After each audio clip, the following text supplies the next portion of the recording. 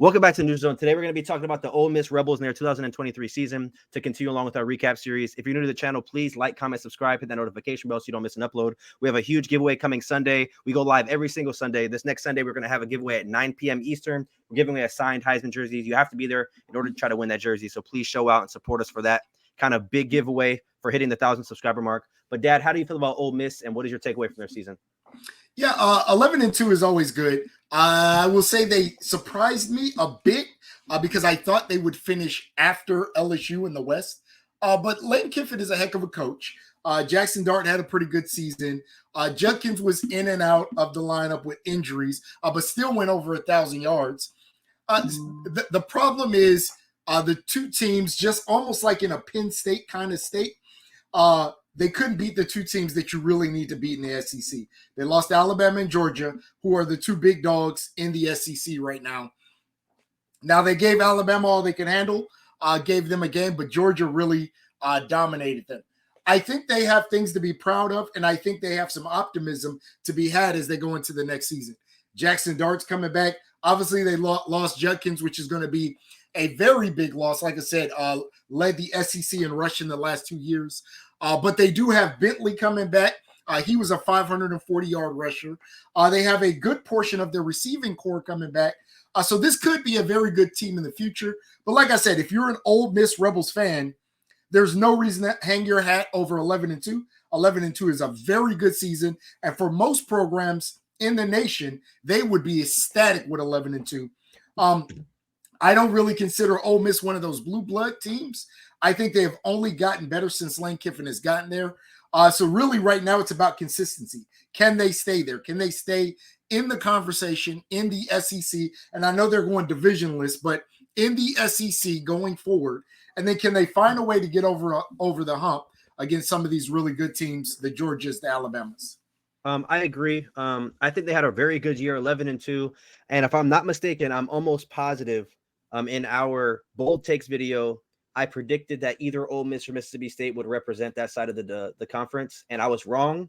But I mean, 11-2, really to finish the season 10-2, you were very close in that regard to make it into the SEC title game. 11-2, finishing in the top 10 in the final AP poll. I'm not sure where they finished in the final rankings prior to bowl season. Obviously, like the final college football playoff rankings, I'm assuming they were top 10. 11-2 record in the SEC, that would be, right around top 10.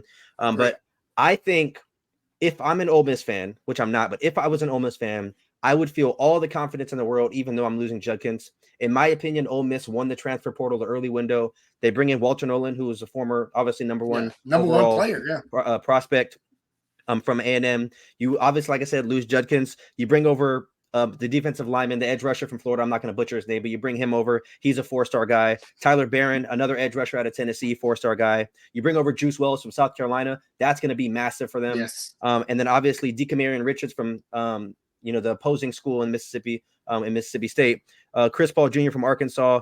Logan Diggs played running back at LSU, so he's probably going to take over the running back role for Ole Miss, assuming that the other guy you named is coming back. I'm not sure if he announced or not. I know he's a senior, so I'm not sure if he announced. Ulysses Bentley. Yeah, I'm not sure if he announced. Yeah, I know he's a senior, but they have a lot of good pieces and a lot of good areas that they're going to improve. Obviously, the decline is going to be the Judkins situation. They're bringing back Dart next year, so you're bringing back a guy who has some veteran leadership, a lot of experience. So I think this team is going to be very good next year. I think with the division list, I haven't looked at their schedule yet. We're going to preview them obviously later in the summer. But this has to be one of the favorites in the SEC, in my opinion, with what they're bringing back and kind of the consistency that they've had, consistently getting better. They beat LSU this year in one of the best games of the year, obviously that high-scoring thriller. You got blown out to Georgia, but the Alabama game was a 14-point game, but it was really tick for tack early on. So I think it was still a winnable game, in my opinion. You beat Tulane. Tulane was on their high horse from last season. Auburn was not a bad win, obviously. Then you beat Mississippi State in the Egg Bowl. You beat a Penn State team who's the third best team in the Big Ten. Obviously gave Michigan a run for their money as well. So I think when you look at kind of the direction their program is heading, Kiffin not going to Alabama kind of solidified the fact that he is there to build his own legacy, his own dynasty, bringing in all those transfer portal players. I'm not sure how they finished in recruiting, but I think this was definitely a successful season for Ole Miss, especially because I don't think Ole Miss fans if you told them that they would be 11-2 by the end of the year, they probably wouldn't believe you. And I don't remember. I'm not going to sit here and lie. I don't remember what record I had them, but I'm assuming that I had them at least at 9 or 10 wins. If I had previously stated that I thought one of the two teams would go to the SEC title game. So if you guys want to go back and look at the Ole Miss video, I'm sure the record prediction's on there. But I don't think that they were projected to be Alabama, LSU, or Georgia. So the fact that they got one of those three games to finish with an 11-win record, as well as beating a top 10 team at the very end of the year, has to be a plus, and it has to make Ole Miss fans feel very optimistic about kind of their future. Yeah, in terms of just what they're bringing back, I'm not going to talk coaching or whatever.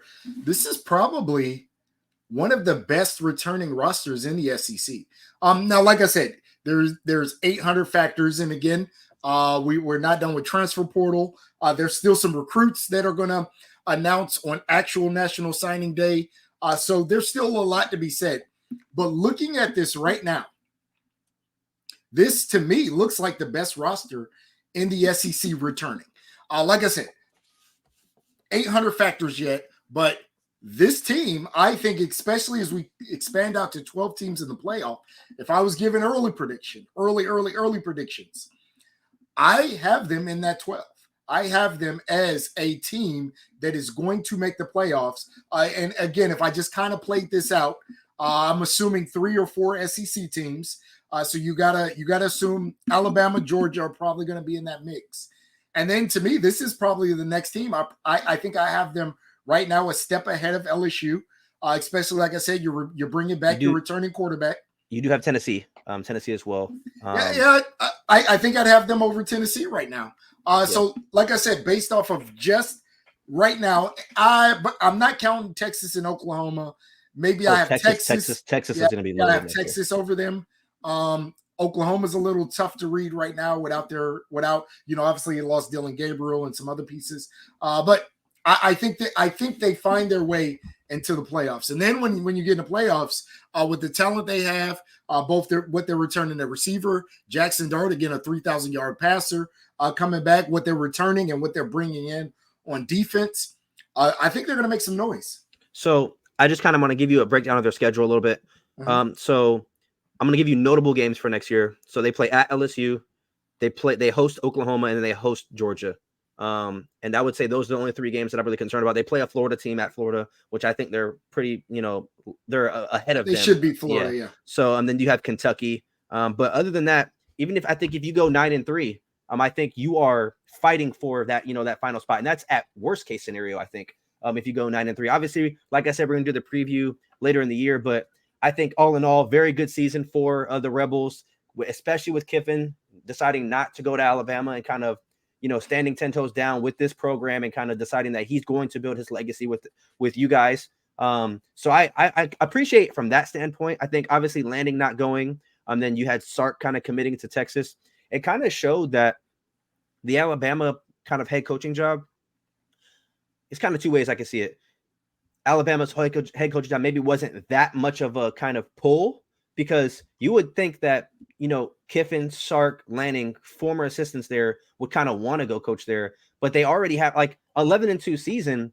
And let's say if he feels very confident if Lane Kiffin feels very confident with what he has built at Ole Miss, the way he may see it is they just lost Saban. They're going to take a hit. Now we're going to pass them instead of trying to go there and keep going what they had. Why not just stay here where I'm at, because we have a good thing kind of going. Yeah, Kiffin is a great recruiter, and he's going to be a great recruiter wherever he is.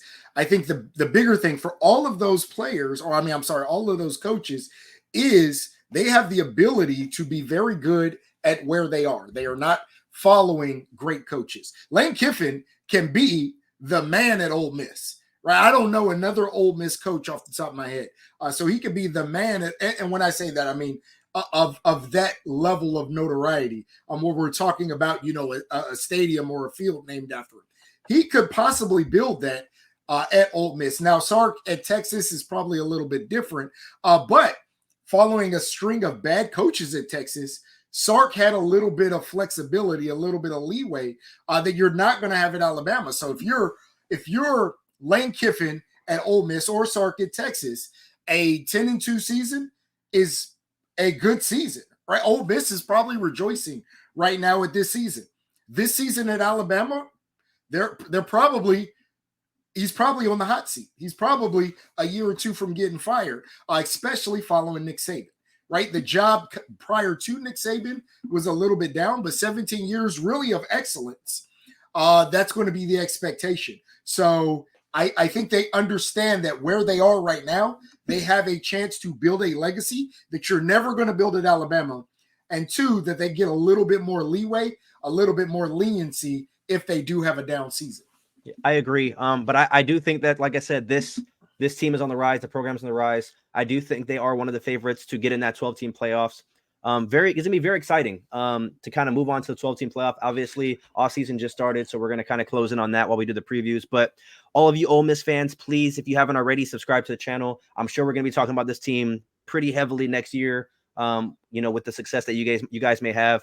Share the channel to someone else. Like, comment, subscribe, hit that notification bell so you don't miss an upload. We'll be uploading the Texas recap tomorrow, so we look forward to seeing you guys there, and we'll see you guys then. Peace out.